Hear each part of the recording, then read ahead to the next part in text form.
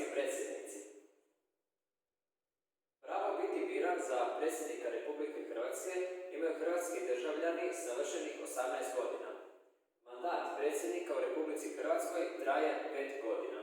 Jedan predsjednik može biti izabran najviše 2 puta. Ured predsjednika Republike Hrvatske trenutno se nalazi na Pantovčaku. Dužnost predsjednika je predstavljati Republiku Hrvatsku u domovini i inozemstvu. Predsjednik Republike Hrvatske obnaša mnoge dužnosti. Neke od važnijih su da raspisuje izbore za Hrvatski sabor te saziva prvo zasjedanje sabora. Vrhovni je zapovjednik Oružanih snaga Republike Hrvatske te može objaviti rat ili zaključiti mir.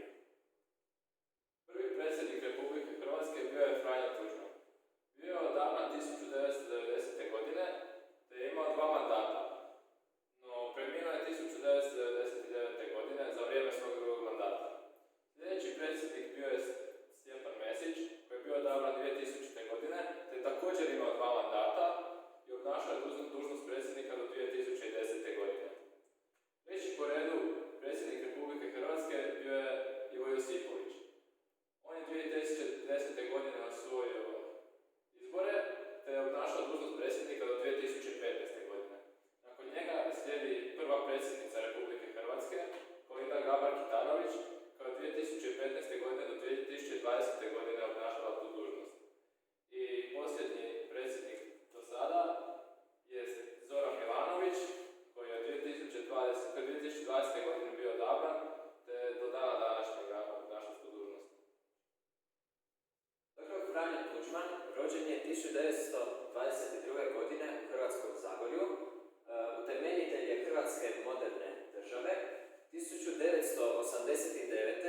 osnovao je Hrvatsku demokratsku zajednicu te postao njezinim prvim predsjednikom. 1990. izabran je za predsjednika predsjedništva Socijalističke Republike Hrvatske, a kao predsjednik od 1990. djeluje do 1999. godine. Umro je 1999. godine te je pokopan 3 dana nakon svoje smrti. Nakon njega, predsjednik koji ga je naslijedio bio je Stjepan Mesić.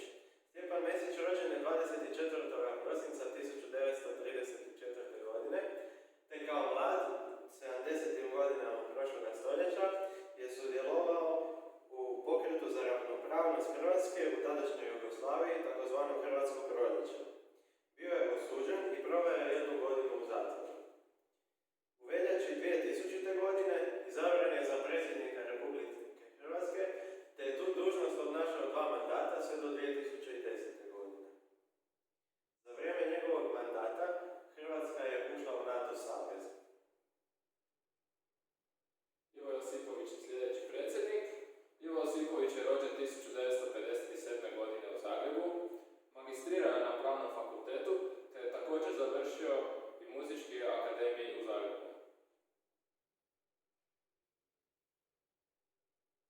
Prije nego što je postao predsjednik, bio je sveučilišni profesor, bio je skladatelj te također bio zastupnik u Hrvatskom saboru. 2010. godine osvojio je izbore za predsjednika kao predstavnik SDP-a. Sljedeća je predsjednica Kolinda Grabar-Kitarović, koja je rođena u Rijeci 1968. godine. Ona je 2008.